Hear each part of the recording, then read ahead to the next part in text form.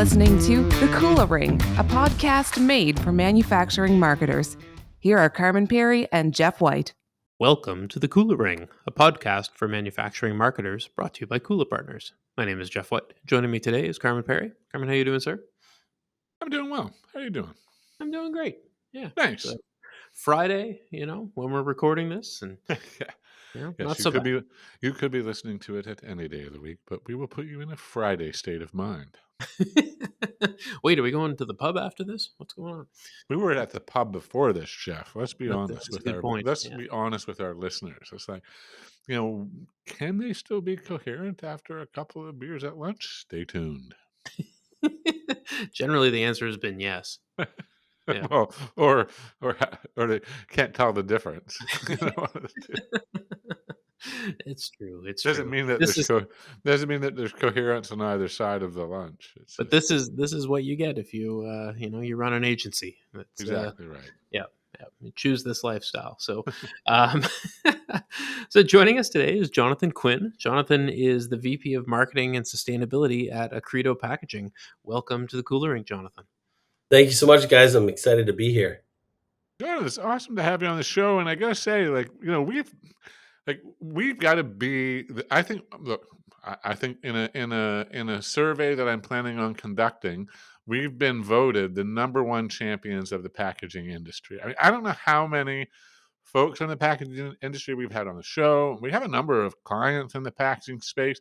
It's just something I find it's a really kind of interesting little niche category. And I'm really excited to have you on the show. Can you maybe tell our listeners a bit about Accredo and yourself and kind of get us underway? Yeah.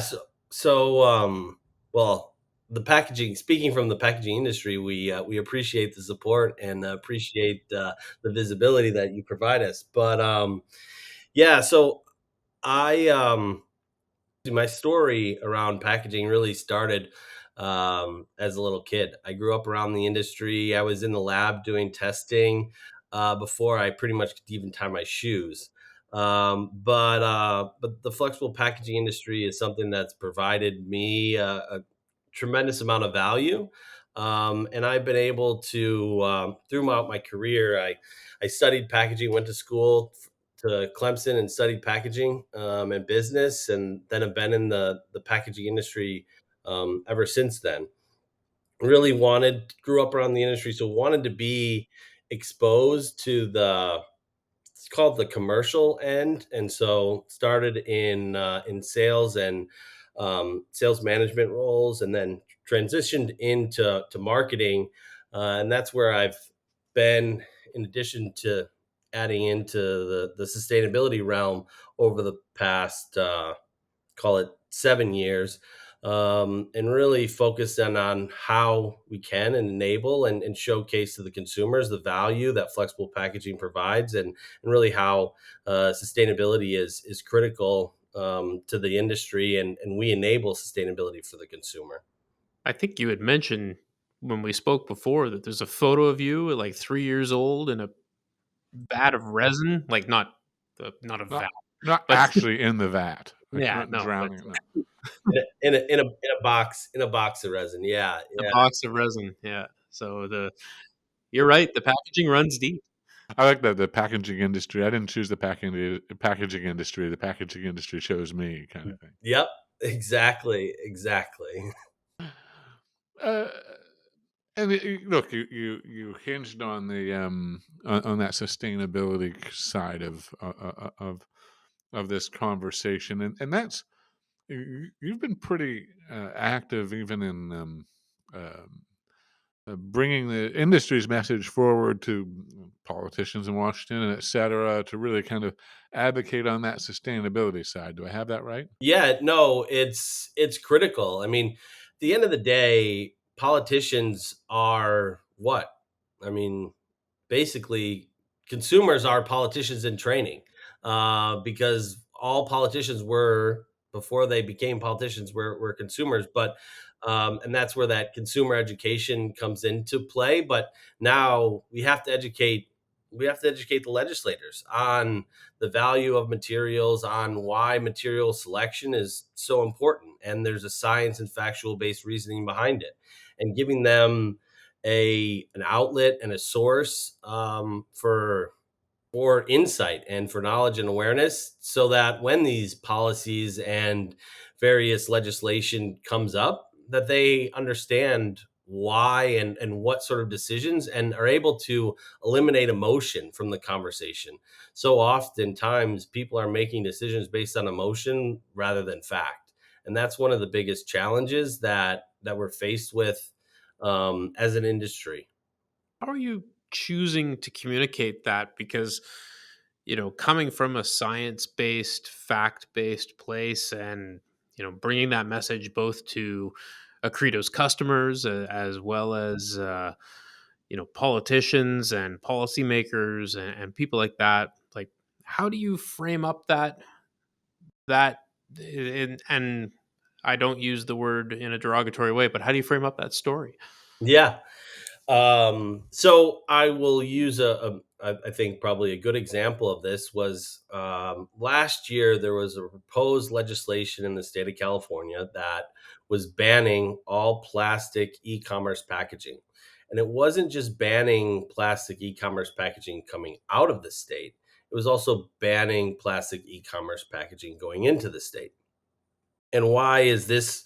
So, I mean, that's really a big deal, because in essence, it would create a nationwide ban on plastic e-commerce packaging. So we could dive into all the science and fact-based reason about why that's wrong.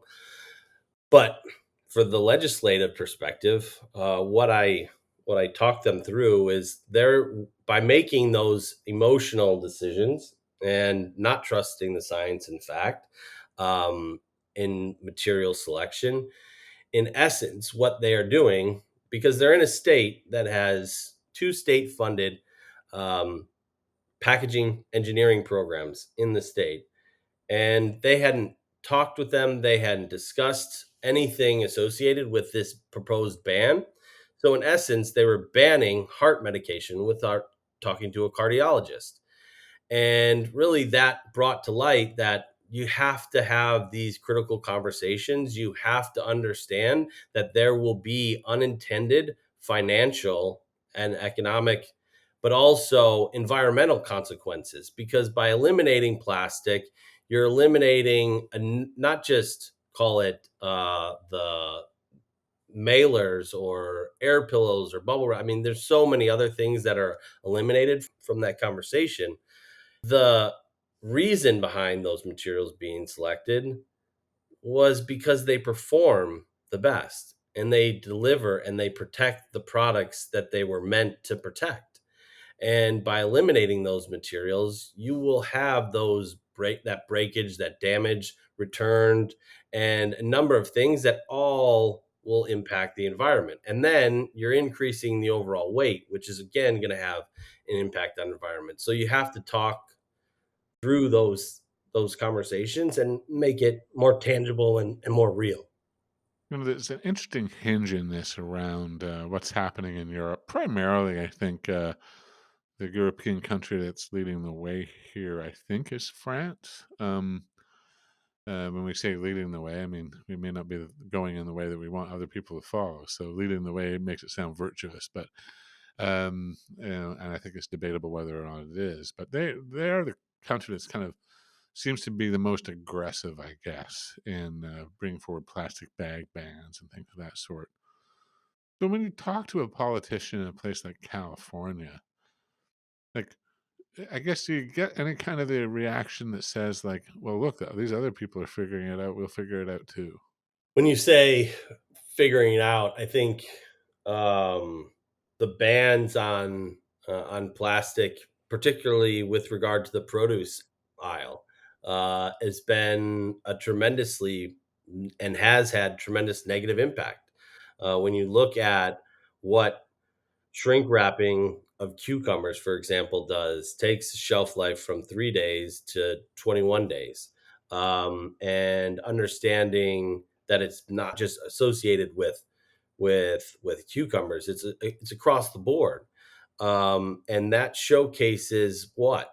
The reduction of food waste. And that is a global issue that we're dealing with on a monumental sense.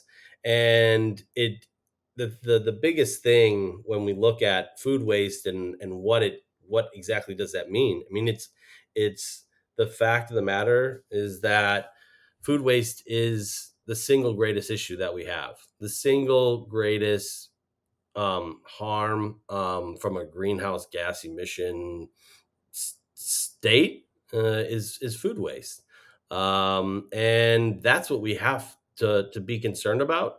And what consumers really have to understand is that plastic is not evil. That's not the problem.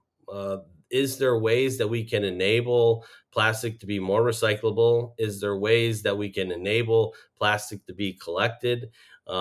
Is there ways that we can improve all that? Yes. But we've got to focus on the fact that food waste is going to be the biggest and will continue to be the biggest challenge that we have as a global society. Do you find that resonates? When you redirect that conversation and make it about food waste, do you get the ahas, or do you think people are maybe thinking you're trying to pull a fast one, a little sleight of hand? I think, well, I've done a lot of consumer-based research, looking at the mind of the consumers, and not just the mind, but the heart and the mind of the consumer, as it pertains to plastic and plastic packaging. When you educate them on the value of those materials, when you educate them in a way that they can understand, and we don't talk to them like we're talking to industry professionals, um, they can see the light. They can see the value of those materials.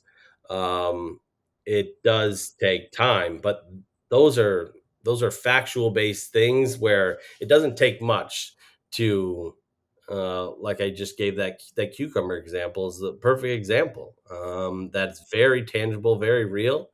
And when you look at the space which that wrap takes up in the landfill as compared to all the cucumbers, for example, I mean, that would end up being wasted, and what that does to the environment, it's really tangible and really real. Almost a well, it is a total cost of ownership discussion, really, because what you're talking about there is, well, if they only last 3 days, we need to ship out a truck every 4 days, and rather than doing that, we can do that, twice a month, kind of thing. Yeah, and I mean, if you think about it another way, say everybody thinks that everything should come in a glass jug. Okay, that's fine. So you're gonna get everything. You're gonna get your granola in a glass jug, just for example purpose, versus getting it in a stand up flexible pouch. Well, just to get the product to the company that's making granola, it's going to take 36 times more trucks to get you the equivalent of what you can get on one truck worth of flexible packaging. That's 36 trucks on the road. That's all their emissions. That's all the additional harm that will cause. And that's before you've even filled them. That's before you've gone through that whole process, and then it's going to take equivalent number of trucks to ship out as compared to probably, I don't know the exact next level math on that, but it's probably about 4 to 1, I would say. So there's significant impact there, and the people don't realize that stuff, and we've got to do a better job of educating the consumer. And when you reflect back about where were there pivotal times, call it in recent history, where the consumer should have seen the value of plastic and plastic packaging, it was during the pandemic. It was during a time where we were all relying on safe and protection and any number of things where plastic was enabling that. And that was really, in my mind, from a marketer's perspective, was a lost opportunity by a number of brands to come out and showcase and say and talk to the value of flexible plastic material and flexible packaging and packaging more broadly. Because there's people that just feel that your product should just be wrapped in seaweed and that should be good enough, or it should be edible. Like I don't know if you've seen. I mean, I've seen how my kids walk down the aisles of a grocery store, and I know the weird places that they put their hands. And I don't want to be eating packaging that's been handled by my 4-year-old. Um, This but seaweed tastes weird. but I think there's those are some of those realities that I think consumers often miss. There's a fascinating kind of juxtaposition between those 2 points. I just wanna kind of play them back to you a little bit, because of course, when you talk about the safety side of it with COVID, I think that's in some ways, it's an easy message, right? You're like, Oh yeah. eh, single-use packaging, why you don't want it to be touched multiple times by multiple people in a pandemic. Like, you don't have to connect a whole lot of dots there. People can get it pretty quickly, and it's a simple message. And I agree with you. It may have been a missed opportunity in the space um, to tell that story better. I'm contrasting that to a total cost of ownership or a total environmental impact argument, which is kind of the opposite side of the coin. And it always feels to me like the thing the answer I wish I had was to tell somebody that's in the flexible packaging space that's trying to market a sustainability message. I wish I had a way for them to do that wasn't about trying to tell the total environmental impact story because it's a harder story, right? You can't grab a hold of it as easy. But the safety and COVID, boom, I get it. Okay, great. Do you feel that frustration, I guess, as a marketer in this space? It's like I'm always trying to tell the most complex of stories here. Yeah, I mean, I think I oftentimes like we talked about the legislative side of things, and we talk about as an industry collectively, we act like we're we're some form of rocket scientists or something. We're just making packaging. It is complex, and there's a lot of complexities that are and that do make up the industry. But you have to make it simple and you have to make it easy to understand. And I think that's why right now in my life, because I have young kids, if my kids can understand what sustainable packaging means, I think a 30-year-old or 40-year-old or 50-year-old or 60-year-old man or woman should be able to understand it. And making sure and testing those messages with kids. And that's one of the key things that I've been focusing is that we've got to get the message out to kids and we've got to talk to kids because what do kids do? They take that message and they spread it. Just like if I reflect back to when I was in school, it was smoking is bad. Everything was about smoking is bad. And what do we take and do with that message? We take and we spread it and we tell our parents and we tell our friends and we tell our other teachers, or we tell our sports coach or whatever that smoking. Like, mommy, why do you smoke? Like, we Yeah, heard that was bad today. Yeah. exactly. Exactly. And so I think to your question, trying to disarm those frustrations and to disarm um, a certain level of superiority that we may think, and maybe superiority is the wrong word, but um, complexity is probably a better word for it, and make it simple. Yeah, I mean, I always just find that it's like this, oh, there's more to it than that, and let me explain it to you. It's like, oof, it's a hard starting point, right? Yeah, It may well be true, but it's just a hard starting point. I think though it especially when you're talking about this in a business to business context and you're your industry is in a really interesting and pivotal moment as we begin to move towards recyclable packaging in the plastic space, especially being absolutely required in order to sell into some of these bigger accounts. If you're a food manufacturer and you're selling to Walmart, in 2 years, your packaging needs to be recyclable by law. And we're moving into that point. How are you working with your customers at Accredo to tell the story of sustainability writ large? Because you're, almost shifting gears a little bit here and talking a bit more about Accredo, because it's a really interesting company that has a very interesting ethos and kind of way of explaining that. Can we Yeah. talk a little bit about that?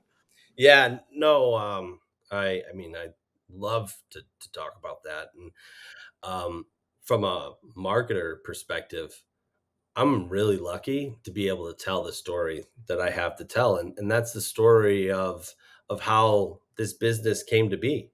And it really aligns and links with sustainability. But this the company I work for was started by um, it's a family built business that was started and really was started by Vietnamese refugees that escaped the fall of Saigon, came to the US, came through Florida, and then moved and found their way up to New Orleans and started doing what they were doing in Vietnam, and that was shrimp boat fishing. And they kind of realized that they didn't want to be on the water anymore, and they said, "Well, let's supply into the fishing and shrimping industry," and started an extrusion operation and started making shrimp bags, and grew that business significantly, and that's our advanced poly bag business. And then decided they were going to take a little bit of a right turn and go down the pathway of further in the flexible packaging realm of things, and built and created a company that is a vertically integrated converter, so that we make the plastic that we then print and laminate and convert. And they didn't just do that; they did it in a different way. And the manufacturing facility and manufacturing campus that we have in outside of Houston in Sugar Land, Texas, is a LEED Silver certified uh, manufacturing facility. There's nobody that has that. That's doing that in the 2008, 2009 timeframe before sustainability was where it is today. In addition to that, we're 100% wind powered. There's nobody that has that. And then what did we do after we further diversified is then we built another basically sister facility in Vietnam to do the same thing that we're doing in Sugar Land. That facility being solar powered. So we've done, and this company is built on the American dream, and it's built on sustainability. And it's really, really cool to be able to be a part of that. And as those major brand owners that you're talking about, as they begin to focus on um, GHG and scope one, scope two, scope three emissions, our story continues to get more compelling, and the value that we're able to deliver continues to increase. But I, just as a person, am incredibly, I think, proud of what this family has been able to do and what they escaped and what they've been able to deliver. And I think I'm really excited as we enter into the second generation of the family taking over in the coming years, and this next chapter that we have in front of us. It's really, really exciting, and it's not something that everybody can say that they're a part of, been a part of, and I'm really looking forward to what we're able to deliver. There's powerful story there, but and I'm certain that you're able to extend it into the fact that doing business with Accredo helps an organization meet their sustainability objectives because of the more sensitive, shall we say, environmental footprint that you have as an organization. Has that lessened any price competitive pressures, or is it still a situation like, no, no, no, we still need to be, we still need to meet the cost side of things, and this is like a nice to have, or alternatively, is it shifting to where people are willing to pay maybe even more of a premium in order to be associated with a company that's delivering that kind of environmental benefit that they can then attach themselves to? Yeah, so the price conversation is one that is very real, and it's one that I think we're all, as consumers, we're all seeing the it costs more to go to the grocery store today than it did 3 years ago, and I'll tell you that's not because people are switching to sustainable packaging, uh, but the overall price pressure is still there. But I think people have made their commitments to enabling or to as far as they've made their commitments to be a more sustainable company. They've made their commitments to be more sustainable from their packaging sense. We have the sustainable offerings. We have the solutions. We Is there a silver bullet when it comes to sustainable packaging? No, there isn't. There's multiple levers that you have to pull, that we have to pull as an industry to be able to support it. But um, the other side of that reality is that consumers aren't going to pay more for sustainable packaging. Consumers can say that they will, but when rubber meets the road, consumers aren't going to pay more. Uh, we've done the research. It doesn't. Consumers aren't going to. They may feel good by saying they will, but at the end of the day, they're not going to. So that's where partnership and collaboration and enabling sustainable packaging is very much in process. Um, I would tell you that I 5 years ago probably would have expected sustain more products to be recyclable than they are today. And that's really tied to a number of things, but mainly is that materials, again, going back to that material selection conversation, materials were designed to run really fast. And those materials that run really fast predominantly are mixed material, which are not recyclable. So when you look at the output associated versus of a non-recyclable versus recyclable, it impacts in a number of different ways. And so then on top of that, you have materials that, as they stand today, cost more just without even worrying about the operational challenges that you're faced with. So there's a number of things that are at play, but I think ultimately it circles back to making sure that we're doing the right thing for the environment and we're enabling the environment and overall sustainability to be real and to actually happen.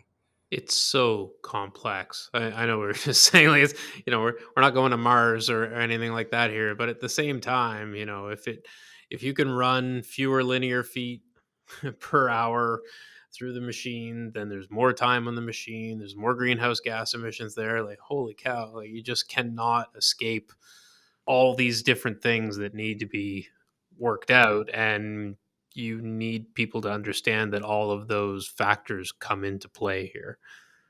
It's a really difficult story to communicate easily.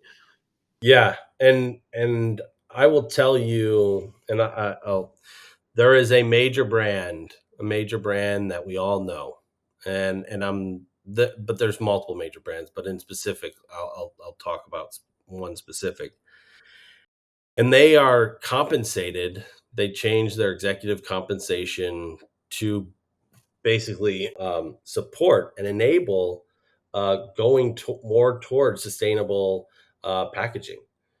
But they're also compensated by their operational efficiencies. They're also compensated by their sales and by their output. And so there's multiple buckets. And they have made almost a decision that we're going to sacrifice one bucket in order to basically be able to increase or improve the other buckets. Now, they're not totally ignoring sustainable packaging, but if they're going to make a sacrifice, that's what they're going to make until they feel that it's another drop in the bucket. Yeah. It's funny that the first place I ever saw the poster about you can have it, two ways of the three, good, fast, or cheap, was in a printing facility as a young graphic designer. But it's almost like now you can have it two ways of four. It's good, fast, cheap, or sustainable. So pick two. There's no way you can have all four. You have no idea how much I love that you just brought that up, because when I was a kid, that was what my dad taught me. My dad was the CEO of a packaging company, and it was either good, fast, or cheap. You got to pick two. And I remember that conversation so clear. I think I was in middle school or early in high school, and now I love the ad of the sustainable. It's so real and so true. And you still only get to pick two. Like Yeah. It's not like you can pick three now. Yeah, exactly. That's frustrating. Well, Jonathan, it's been, I don't think we've solved all the problems today, but we've at least peeled back some of the edges of them. And I think it's been just a fascinating conversation. I've enjoyed exploring this with you today. Thank you so much. No, thank you both. I really appreciate it. And thank you both for all that you do, because the world's a better place because of people like you, and because of your ability to help us all see what makes this world go round. Appreciate that. Thanks a lot. Thanks for listening to The Cooler Ring with Carman Perry and Jeff White. Don't miss a single manufacturing marketing insight. Subscribe now at KulaPartners.com/The Cooler Ring. That's KULAPartners.com/The Cooler Ring.